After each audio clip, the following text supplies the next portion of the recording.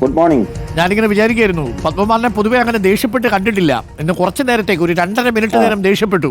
അതെന്തോ ആവട്ടെ, അത് മറ്റൊരു ചാനലുമായി ബന്ധപ്പെട്ട വിഷയമാണ്. എപ്പോഴും ചിരിച്ചിരിക്കുന്ന ഒരു പത്മകുമാറിനെ മാത്രമേ നമ്മൾ കണ്ടിട്ടുള്ളൂ, എത്ര വലിയ കൊടുങ്കാറ്റ് വന്നാലും. അത് വെറുതെ അതെ. ഞാൻ 2 കാര്യങ്ങളൊന്ന് ചോദിച്ചോട്ടെ, സമയം കുറവുണ്ട്. ബാക്കി കാര്യങ്ങളെല്ലാം നമ്മൾ ലൈവായിട്ട് കൊടുത്തു, അതുകൊണ്ട് നമ്മൾ ആ കാര്യം ഇനി റിപ്പീറ്റ് ചെയ്യേണ്ടതില്ല. അത് പ്രേക്ഷകർക്ക് കിട്ടും. മാത്രമല്ല മറ്റു ചാനലിനെ കുറിച്ചൊരു കാര്യമല്ലേ. എനിക്ക് 2 കാര്യങ്ങൾ മാത്രം. നമുക്കതിനകത്ത് ഒരുപാട് ചർച്ചകളും അങ്ങയെക്കുറിച്ച് ആവശ്യമില്ലാത്ത കഥകളൊക്കെ പറയുന്നത് നമ്മൾ ഇന്നലെ സംസാരിക്കുകയും ചെയ്തിരുന്നതാണ്. പാർട്ടി ജില്ലാ കമ്മിറ്റി എടുക്കുന്ന ഏതു തീരുമാനവും അംഗീകരിക്കാനുള്ള മനസ്സിലേക്ക് താങ്കൾ എത്തിയോ?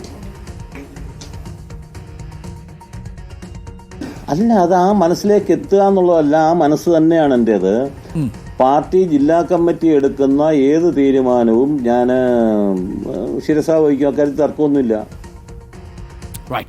രണ്ടാമത്തെ ഒരു കാര്യം, അങ്ങ് പറഞ്ഞതിലെ ഒരു രാഷ്ട്രീയ ലൈനായി ഞങ്ങളടക്കം ഇന്നലെ ചർച്ച ചെയ്തിരുന്നു. ആ രാഷ്ട്രീയ ലൈനായി ഞങ്ങൾ മനസ്സിലാക്കുന്നത്, പാർട്ടി എന്ന് പറയുന്നത് സംഘടനാ പ്രവർത്തനത്തിനാണ് പാർട്ടി എക്കാലത്തും പ്രാധാന്യം നൽകുന്നത്. അത് കഴിഞ്ഞാൽ ബഹുജന സംഘടനകളുടെ പങ്കാളിത്തവും പ്രവർത്തനവുമാണ് പാർട്ടി പരിഗണിക്കുന്നത്. മൂന്നാമതായി മാത്രമേ പാർലമെന്ററി രാഷ്ട്രീയം പാർട്ടിയുടെ ഒരു ലൈൻ അനുസരിച്ച്, ഒരു സംഘടനാ രീതി അനുസരിച്ച് പ്രാധാന്യം കൊടുക്കാവൂ. അതിനെ മറികടക്കുന്നതാണ് താങ്കൾ ചൂണ്ടിക്കാണിച്ചത് എന്നതാണ് താങ്കൾ പറയാൻ ശ്രമിക്കുന്നത്, അല്ലേ?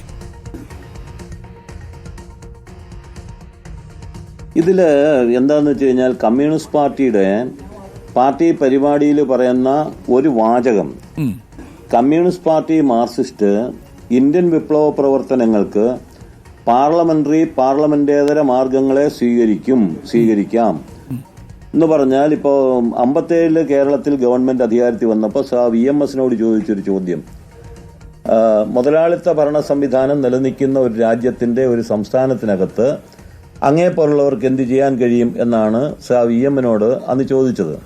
അദ്ദേഹം പറഞ്ഞ മറുപടി എന്താ? അദ്ദേഹം വളരെ വിനയത്തോടു കൂടി പറഞ്ഞൊരു മറുപടി, മുതലാളിത്ത ഭരണ സംവിധാനമാണ് രാജ്യത്ത് നിലനിൽക്കുന്നത്, പക്ഷേ കേരളത്തിൽ ഞങ്ങൾക്ക് ഇങ്ങനെ ഒരു ഭരണ സംവിധാനം കിട്ടിയപ്പോൾ പാവപ്പെട്ടവരെ സഹായിക്കാൻ ആ ഭരണ സംവിധാനത്തെ ഉപയോഗിക്കും. അതുപയോഗിച്ചിട്ട് കമ്മ്യൂണിസ്റ്റ് പാർട്ടി തൊഴിലാളി വർഗ പ്രസ്ഥാനം കെട്ടിപ്പടുക്കും. ഇതാണ് അദ്ദേഹം പറഞ്ഞത്. തീർച്ചയായിട്ടും പാർലമെന്ററി രംഗത്തെ പ്രവർത്തനം ഇന്ത്യൻ സാഹചര്യത്തിൽ ആവശ്യമാണെന്നുള്ളതോ അതല്ലെങ്കിൽ നമ്മുടെ പാർട്ടിയുടെ മുന്നോട്ടുള്ള പ്രയാണത്തിന് പ്രചരണപരമായി പ്രചരണായുധമായി ഉപയോഗിക്കാൻ കഴിയുമെന്ന് അന്ന് തന്നെ കണ്ടതാണ്. അക്കാര്യത്തിൽ എനിക്ക് തർക്കമില്ല. ഞാൻ ഉന്നയിച്ച പ്രശ്നം അത് മിനിങ്ങാന്നത്തെ പ്രശ്നം നിലനിൽക്കുന്നു. പാർട്ടി ജില്ലാ സെക്രട്ടറി ഉൾപ്പെടെ ഞങ്ങൾ സംസാരിച്ചു കഴിഞ്ഞു. ഇനി ഞാനത് ആവർത്തിക്കുന്നില്ല. അപ്പോഴത്തെ വികാരത്തിന്റെ അടിസ്ഥാനത്തിൽ ഞാനത് ഫേസ്ബുക്കിൽ കൊടുത്തു. അത് തെറ്റായിപ്പോയി എന്നുള്ളത് എനിക്ക് അപ്പം തന്നെ ബോധ്യപ്പെട്ടപ്പോൾ തന്നെ ഞാനത് വിഡ്രോ ചെയ്തു.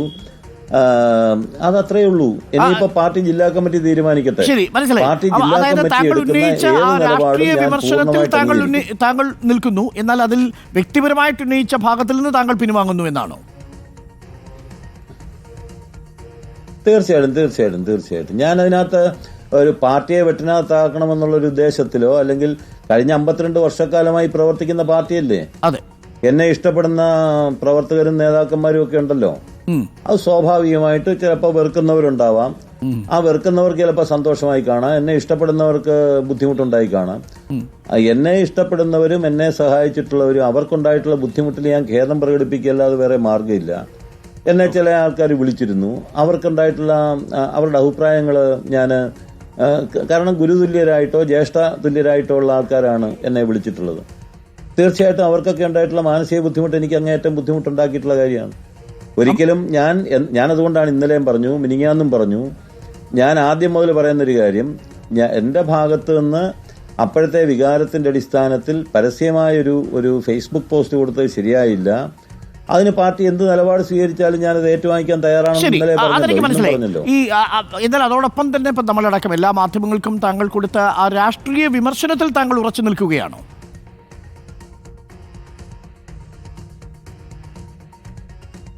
അല്ല, അത് നാളെ കമ്മിറ്റിയിൽ കൂടട്ടെ. കമ്മിറ്റി കൂടുമ്പോൾ എന്താന്നുള്ളത് അതിന് ആ സാഹചര്യത്തിനനുസരിച്ചിട്ട് ഞാൻ നിലപാട് സ്വീകരിക്കും. അത്രേ ഉള്ളൂ. ഇനിയിപ്പം അതിൽ തുടർ പ്രതികരണത്തിന് ശ്രീ പത്മകുമാർ, പക്ഷേ ഇല്ല, ഞാൻ പിന്നെ അതിപ്പോൾ ഇന്നലത്തെ കൊണ്ട് കഴിഞ്ഞല്ലോ. ആ മിനിങ്ങാന്ന് ഞാനത് വിഡ്രോ ചെയ്തപ്പോൾ തന്നെ കഴിഞ്ഞു. അത് തർക്കമായി കഴിഞ്ഞപ്പോൾ അങ്ങനെ എൻ്റെ പാർട്ടിയെ ഒരു തർക്കത്തിന്റെ മുൾമനയിൽ നിർത്താൻ ഞാൻ ഇല്ല എന്നുള്ളത് പറഞ്ഞല്ലോ. ഓക്കെ, ഈ വിവാദത്തിൻ്റെ ഒരു വെളിച്ചത്തിൽ ഇപ്പോൾ മറ്റ് ചില പരാമർശങ്ങൾ കൂടി ഇന്നലെയൊക്കെ ചർച്ച ചെയ്യപ്പെട്ടു. ജെയിൻ രാജിൻ്റെ ഫേസ്ബുക്ക് പോസ്റ്റ്, സുകന്യയുടെ ഫേസ്ബുക്ക് പോസ്റ്റ്, ഇതൊക്കെ ചർച്ച ചെയ്യപ്പെടുകയും ഒക്കെ നമ്മൾ ചെയ്തതാണ്. പക്ഷേ താങ്കൾ മാത്രമാണ് തുറന്നു പ്രതികരിച്ചത്. മെഴ്സിക്കുട്ടിയമ്മയ്ക്ക് ഇതിനകത്തൊരു വിയോജിപ്പുണ്ടായിരുന്നതായിട്ട് നമ്മൾ മനസ്സിലാക്കുന്നു പാനലിൽ. അതൊക്കെ സമ്മേളനത്തിനുള്ളിൽ നടന്ന കാര്യങ്ങളാണ്. അപ്പോൾ സമ്മേളനത്തിന് പുറത്ത് തുറന്നു പ്രതികരിച്ചത് താങ്കൾ മാത്രമാണെന്ന നിലയിലാണ് പാർട്ടിയും അതിനെ കാണുന്നത്. അപ്പോൾ അത് ഇനിയിപ്പോൾ നാളത്തെ ജില്ലാ കമ്മിറ്റിക്ക്, മറ്റന്നാളത്തെ ജില്ലാ കമ്മിറ്റിക്ക് ശേഷം മാത്രമേ ഇക്കാര്യത്തിൽ താങ്കൾ ഇനി പ്രതികരിക്കുന്നുള്ളൂ എന്ന നിലപാടിലേക്ക് എത്തിയോ? തീർച്ചയായിട്ടും അത് പാർട്ടി കമ്മിറ്റി തീരുമാനിക്കട്ടെ, പാർട്ടി കമ്മിറ്റി ചർച്ച ചെയ്യട്ടെ. അപ്പോൾ ഇന്നലെ രാജീവ് അബ്രഹാം ഇവിടെ വന്നിരുന്നല്ലോ, അദ്ദേഹം ഞങ്ങൾ തമ്മിൽ സംസാരിച്ചു. നമ്മൾ പാർട്ടി ജില്ലാ കമ്മിറ്റി ചർച്ച ചെയ്തിട്ട് എന്താ കാര്യം, എൻ്റെ ഭാഗത്ത് പെശകുണ്ടായിട്ടുണ്ടെങ്കിൽ അത് തിരുത്തട്ടെ, അത്രേ ഉള്ളൂ. ഈ 52 വർഷം 9 വർഷം എന്നുള്ള ഒരു താരതമ്യം ഇപ്പോഴും നിലനിൽക്കുന്നുണ്ടോ? അതും ഈ ഫേസ്ബുക്ക് പോസ്റ്റിനോടൊപ്പം പിൻവലിച്ചോ ശ്രീ പത്മകുമാർ? അല്ല, അത് നടേശൻ ചേട്ടൻ, അത് നമ്മുടെ വെള്ളാപ്പള്ളി നടേശൻ ചേട്ടൻ പറഞ്ഞപ്പോ എനിക്ക് ആ കാര്യം വ്യക്തമായി അങ്ങ് ബോധ്യപ്പെട്ടു. ഞാൻ 52 വർഷം പഠിച്ചിട്ടും 4ാം ക്ലാസ്സിലേ ആയുള്ളൂ. വീണ ജോർജ് 9 വർഷമേ പഠിച്ചുള്ളെങ്കിൽ 9ാം ക്ലാസ്സിലായിട്ടുണ്ട് എന്ന് അദ്ദേഹം പറഞ്ഞു. അതിനെ ഞാൻ ശിരസ വഹിക്കുക. നടേശൻ ചേട്ടൻ ഞാനുമായിട്ട് നല്ല വ്യക്തിപരമായി ബന്ധമുള്ള ആളാണ്. അപ്പോൾ അദ്ദേഹം പറഞ്ഞതിനെ ഞാൻ സന്തോഷത്തോടു കൂടി സ്വീകരിക്കുകയാണ്. Okay, thank you Padmakumar. എന്തായാലും ഇനി തുടർ പ്രതികരണത്തിലില്ല. ഇനി താങ്ക് യു.